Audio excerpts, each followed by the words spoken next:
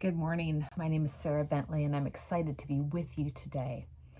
Many of you know that 11 years ago, I stepped out of pastoral ministry just for a year to complete my residency as a hospital chaplain. And during that year, as I shadowed other chaplains and doctors as they did their rounds, I learned so much about how to meet those in their moment of need.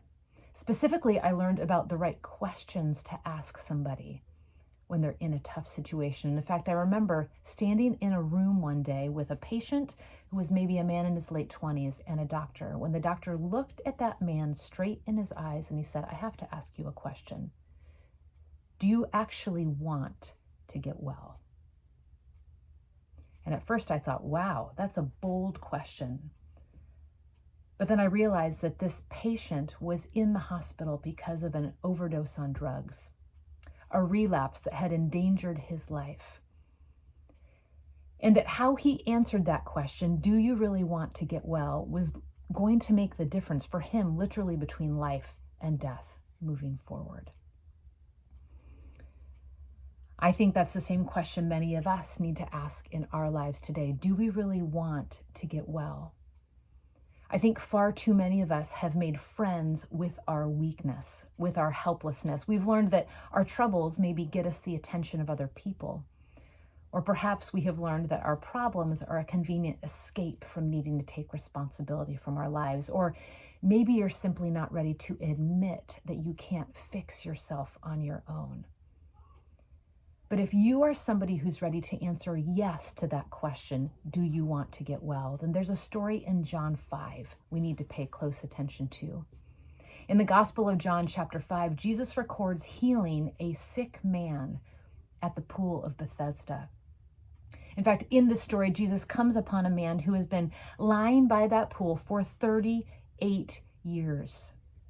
Now, we don't know what has made this man sick. All we know is that when Jesus comes upon this man, he asks him this question point blank: do you want to be healed? Now, you may remember this pool was believed to have healing powers if one could just get down into the water at the right time.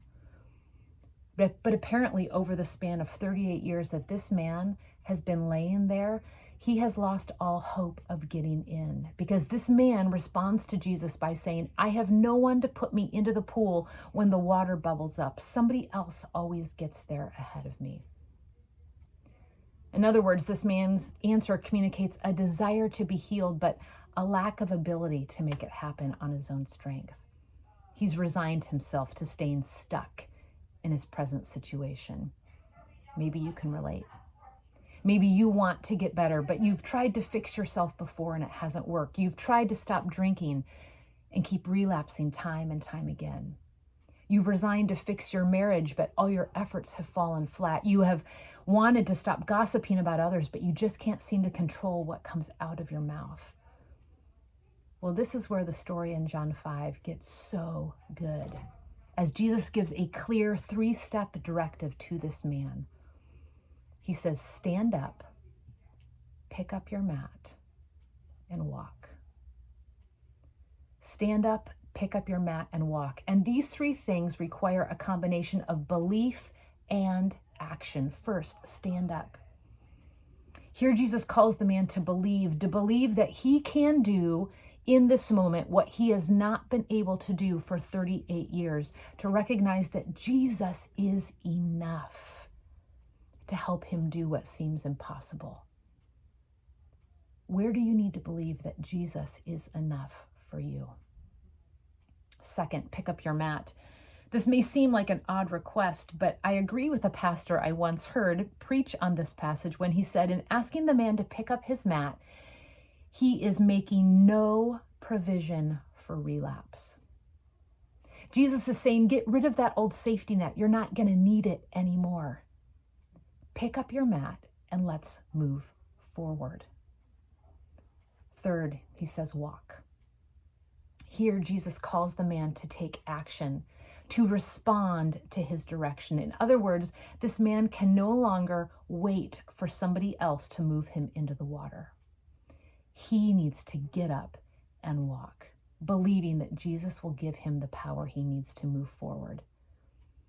And you and I, likewise, are called to take action, to move, to walk, keeping our eyes on Jesus, believing he will give us what we need to respond to his call. I don't know where you are today in your process of moving towards wholeness and healing, but wherever you are, would you remember that you are not alone?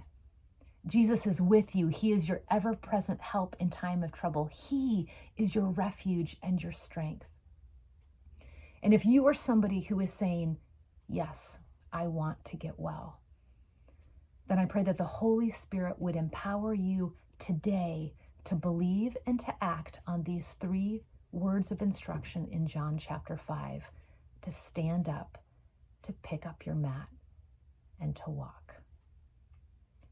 Would you sense the power of the Holy Spirit with you as you respond today to Jesus' words of instruction?